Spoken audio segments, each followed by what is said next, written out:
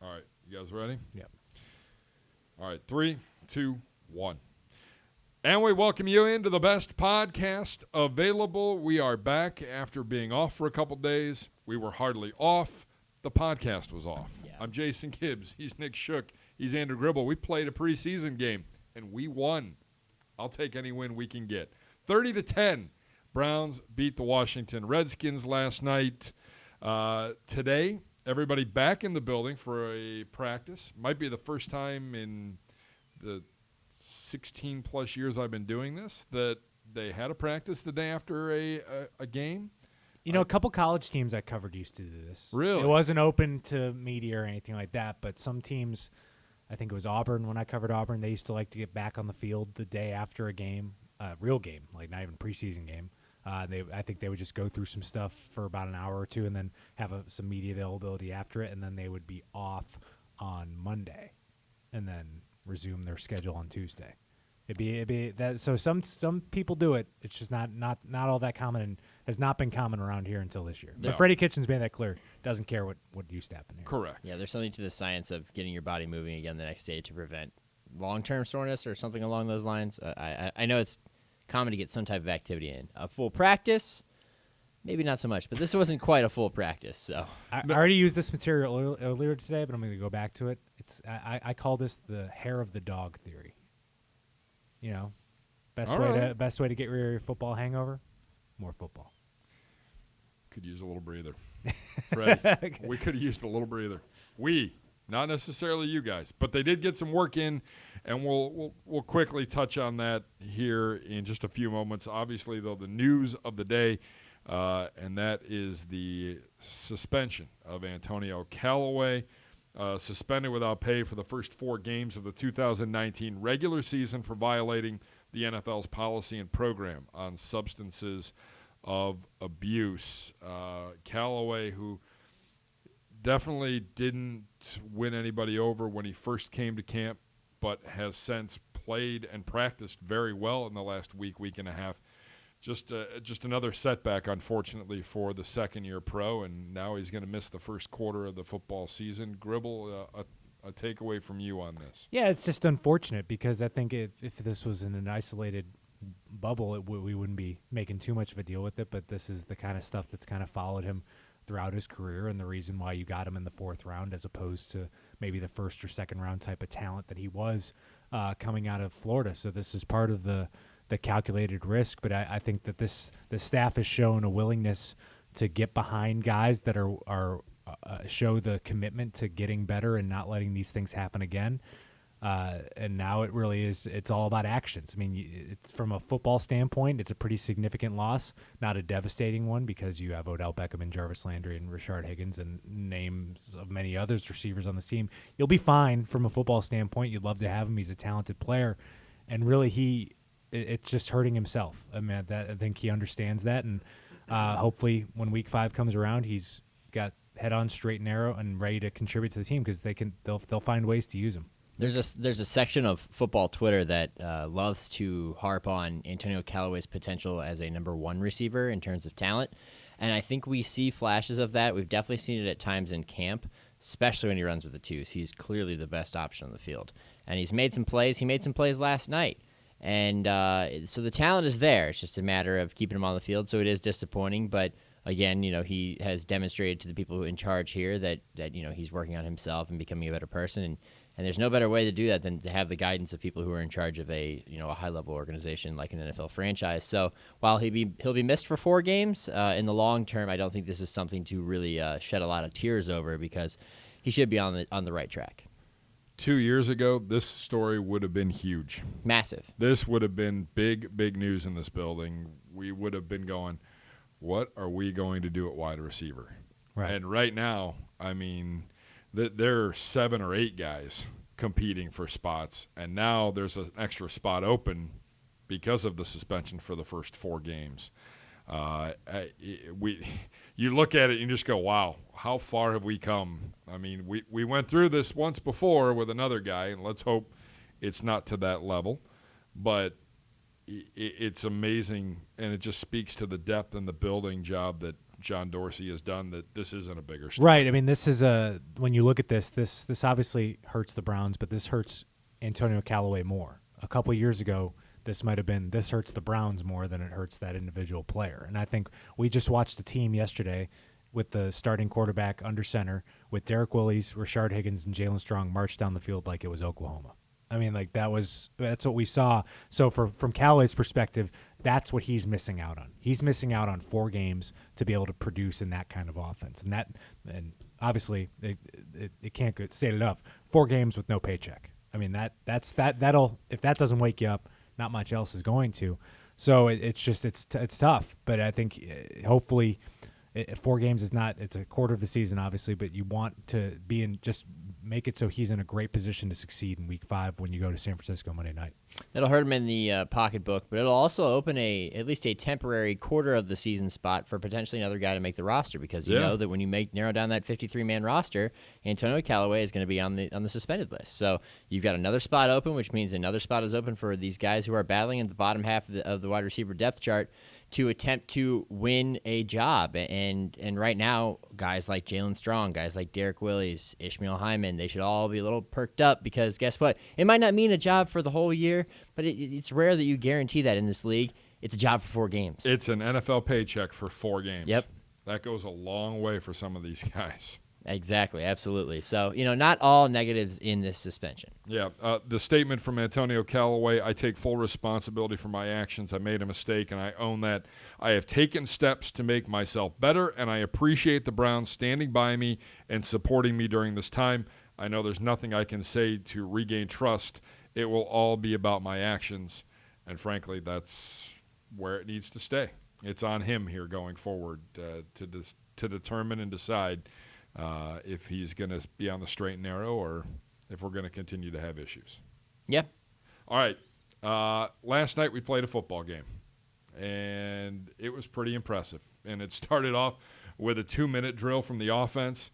Baker Mayfield under center, the only possession that he played last night, and 5 of 6, 77 yards. Derek Willis probably should still be running sprints for trying to one-hand that catch. The only thing that kept it from being a perfect march right down the field, 2-minute drill, Hollywood Higgins with a 24-yard touchdown. Thank you, Baker, for your service. Enjoy the rest of your night off. Pretty impressive without Odell, without Jarvis Landry. Obviously, Washington didn't have a couple of their defensive guys, but a pretty impressive quick peek into that offense and what it's going to be for the fans in attendance. It was just another example of Freddie Kitchens catching a team flat-footed. I mean, that's what happens. I mean, even though it ended in an interception, when he broke out the wishbone against the Falcons had no idea what was going on. And really, no one in the stadium outside the guys around the offense had any idea what was going on. All of a sudden, we're seeing 4 running backs out there. He's done this a number of times. He likes to keep other teams guessing, throw that wrinkle out there. And I think it showed us what we've been saying for a while watching Baker in camp. He looks so much, I wouldn't say more comfortable, but there's like an extra level of Baker when he's in a 2-minute offense. It just works. It's the way he's done it in college. Everything just flows very well. And again, I asked Rashard after the game, I was like, what does it say about you guys that you did all this without Jarvis and Odell? He's like, it's scary, right? And that's the message that was kind of sent last night.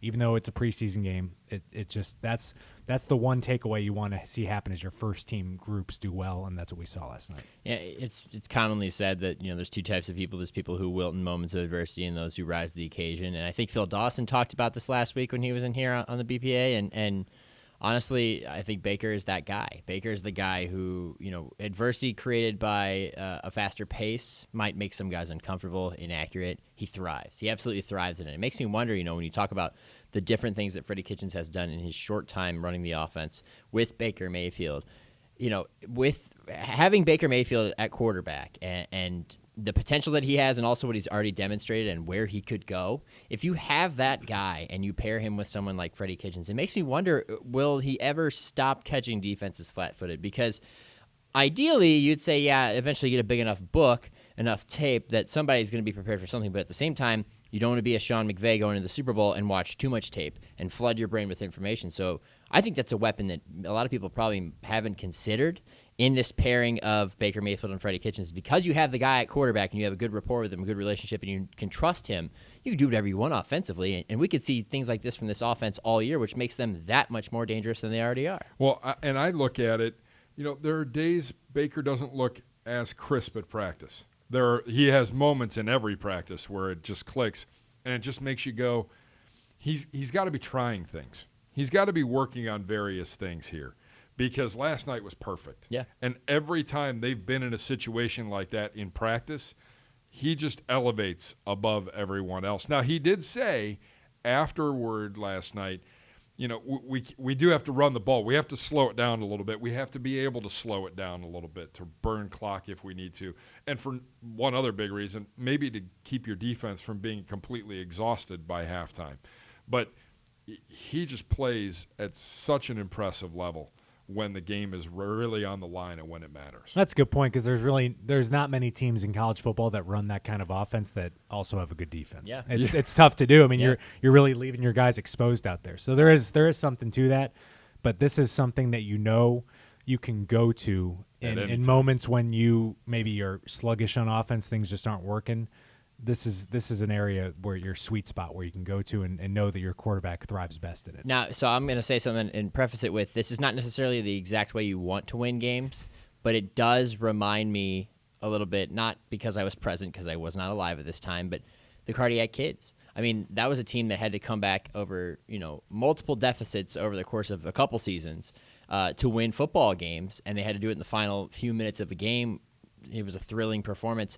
If this team has that potential, it just adds another layer to the possibilities, because you could even have a deficit in a game. You could come out slow. But if you have the ability to erase leads that quickly, move the ball that quickly, and so far, that's been their best form, is the no-huddle, is the up-tempo offense. If you can do that consistently, you're in every game no matter what the score is. And I think that just adds more value to paying attention to this team all year.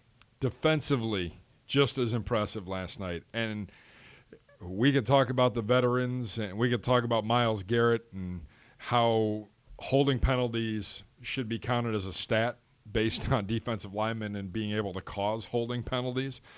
But the rookies came to play last night. Greedy Williams with an interception. Mack Wilson with a pick six and another interception. Taki all over the field. A very impressive night for the young players on this defense. Yeah, definitely. I think Mack was probably the biggest highlight of the night.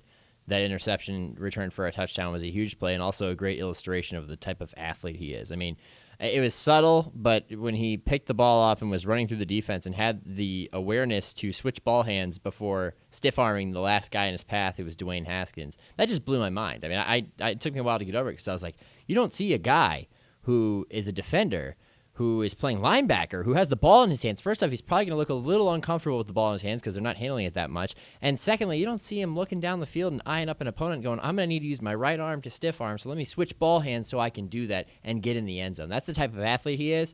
And, I was one of the ones who was more reserved on Mac so far, but, man, this last week he's had, if he keeps up at this pace, he's going to be a phenomenal player, and he's doing a great job.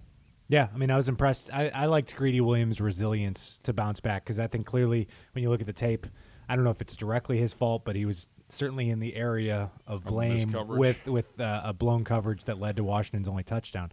I mean, I think that it shows that you can bounce back out there, and I think he was feeling it too. I think the way he reacted to that interception, I think he was excited about it, and I think that's a good sign. I think it's interesting to see that he stepped in for Denzel Ward.